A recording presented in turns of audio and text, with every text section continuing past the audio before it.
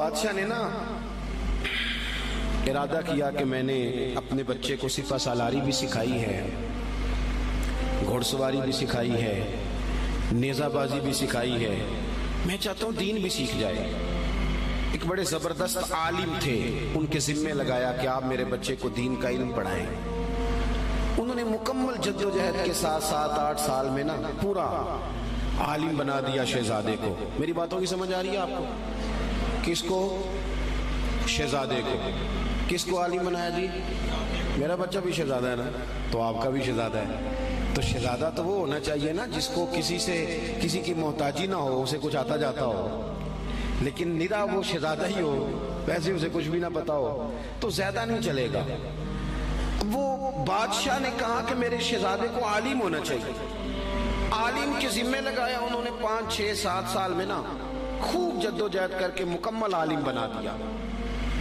ہارون رشید نے بھی کہا تھا امام کسائی سے کہ میں چاہتا ہوں آپ میرے بیٹے کو پڑھائیں، لیکن میری گزارش ہے کہ میرے گھر آ کے پڑھائیں۔ تو امام صاحب فرمانے لگے یہ نبی پاک کا علم ہے، سب کا سانجا ہے، جہاں سب کے بیٹے بیٹھیں گے ہارون رشید کا پتر بھی وہی بیٹھے گا، گھر آ کے نہیں پڑھا سکتا۔ ہارون رشید نے اب جواب میں کیا کیا کہ امام صاحب کو نکال دو علاقے سے۔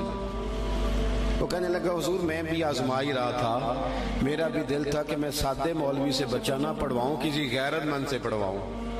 اب یہ گھر آیا کرے گا آپ کے، جہاں سارے بچے بیٹھیں گے چٹائی پہ وہیں بیٹھ کے پڑھے گا۔ ہارون رشید ایک دن گزر رہے تھے تو امام کسائی وضو کر رہے تھے اور شہزادہ ہارون رشید کا وضو کرا رہا تھا۔ اس نے لوٹا پکڑا ہوا ہے، امام صاحب کے پیروں پہ پانی ڈال رہا ہے اور امام صاحب وضو کر رہے ہیں۔ ہارون رشید گھوڑے پہ گزر رہے تھے، دور سے دیکھا تو گھوڑا بھگا دیا۔ کچھ شاگرد کہنے لگے حضور ہارون رشید آ رہا ہے، تو آپ فرمانے لگے کیا کروں آ رہا ہے تو آنے دو، پھر کیا ہے، سانو تخت ہزارے دی لوڑ کی ہے، نل کی لگے شہر بمبول دے نال، اسی تے اپنی بال کے سیکنے، سانو کی لگے کسی اور دے نال، آتا ہے تو آنے دو۔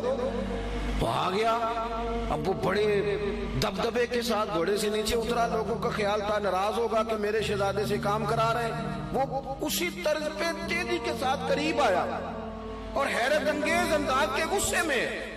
اب شاگرد اور عقیدت مند کانپ رہے ہیں کہ استادوں کے بارے میں کوئی بات نہ کر دے، ہم سے برداشت نہیں ہو سکے گا، لیکن اس نے قریب آ کے اپنے بچے کے کمر پہ زور سے مارا۔ کہنے لگا خدا کے بندے یہ تو کیا کر رہا ہے؟ استاد اپنے ہاتھوں سے پیر دھو رہے ہیں، ایک ہاتھ میں لوٹا پکڑ اور دوسرے ہاتھ سے استاد کے پیر دھلوا، تو انہیں پورا عالم نہیں بننا؟ یہ کیا تو نے طریقہ اختیار کیا ہوا ہے؟ اس طرح کر کے اس استاد صاحب کی خدمت کر۔ تو وہ اس بادشاہ نے نا اپنے بیٹے کو پڑھانے کے لیے عالم کے ذمے لگایا، انہوں نے پوری محنت کے ساتھ پڑھایا۔ پھر وہ فارغ التحصیل بھی ہو گیا بچہ، ایک ہی بیٹا تھا، تو وہ مکمل فارغ ہو گیا نا۔ تو استاد صاحب کہنے لگے پیغام بھیجا پتر کل نا مجھے تم سے کوئی کام ہے، میرے گھر آنا۔ مدرسے نہیں گھر بلایا بچے کو، جب گھر آ گیا اندر سے کنڈی لگا لی اور چھڑی پکڑ لی، بہت مارا بچے کو، کمر پہ نشان پڑ گئے اور بلا وجہ مارا۔ اس نے کہا استاد جی میری غلطی۔ چپ کر، نادان، غلطی پوچھتا ہے، چل دوڑ جا۔ اس نے جا کے اپنی اماں سے شکایت کری کہ استاد جی نے بلا وجہ مارا ہے، میں تو پڑھ چکا ہوں، کو وجہ نہیں تھی مارنے کی، کیوں مارا؟ اماں کہنے لگی تیرے ابا سے بات کرتی ہوں۔ والد صاحب سے کہا تو اس نے کہا چپ کرو، اگر میں اس کا باپ ہوں تو استاد بھی تو باپ ہی ہوتا ہے نا، اور اس عالم کو میں جانتا ہوں وہ نیک آدمی ہے، کوئی حکمت ہوگی اس میں، ایسے تھوڑی مارا ہے۔ وقت گزر گیا، 20 سال 15 سال بیت گئے، بادشاہ کا انتقال ہوا، وہ شہزادہ تخت پہ بیٹھا۔ اس نے پہلا حکم یہ دیا کہ میرے استاد صاحب کو بلاؤ۔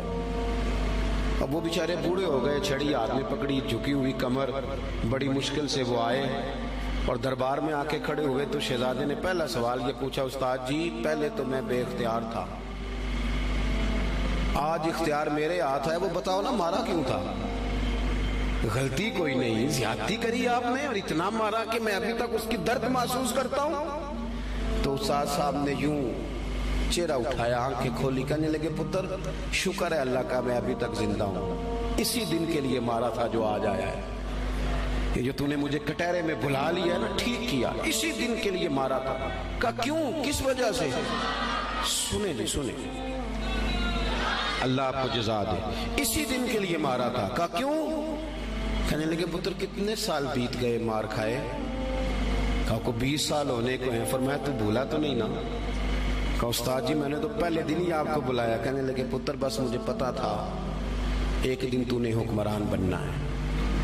تو بے اختیار تھا نا, میرا کچھ نہیں کر سکا. آج با اختیار ہوا تو بلا لیا نا.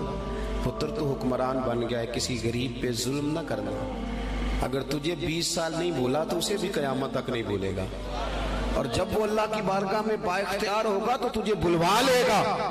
اس لیے مارا تھا کہ یہ جو ناجائز مار ہوتی ہے اس کی درد جاتی نہیں, اس کے نشان روح پہ پڑتے ہیں, دل پر زخم رہ جاتے ہیں.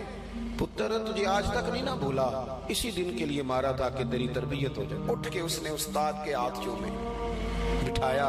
کہنے لگا آج سمجھ آئی ہے, آپ نے صرف علم نہیں پڑھایا, آپ نے تو مجھے ہدایت بھی دی ہے. آپ نے تو اللہ کی بارگاہ سے مجھے ہدایت لے کے دی ہے, آپ نے تو میری ہدایت کی جانب رہنمائی کی. اتنا بڑا کام کر دیا. اپنے بچوں پر تھوڑا سا بوجھ ڈالے. اور میرے بھائی اگر ایک چھوٹی سی کھجور, صدقے کی کھجوروں میں سے امام حسین اٹھا کے منہ میں رکھ لے تو محبوب انگلی ڈال کے نکال دیتے. فرمایا پتر نہیں, ہمارے لیے ٹھیک ہے. ابا کیسے برداشت کرتا ہے کہ بیٹے کے منہ میں لقمہ حرام جائے؟ وہ کیسے برداشت کرتا ہے؟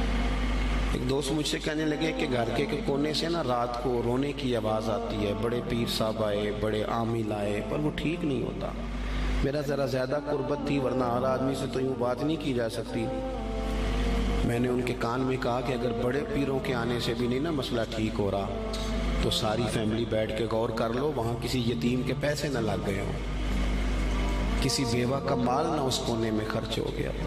یہ جو یتیم کے اور بیوہ کے اور غریبوں کے پیسے ہوتے ہیں, یہ تیزاب ہوتا ہے, تیزاب جدھر جدھر لگتا ہے وہاں سوراخ کرتا ہے.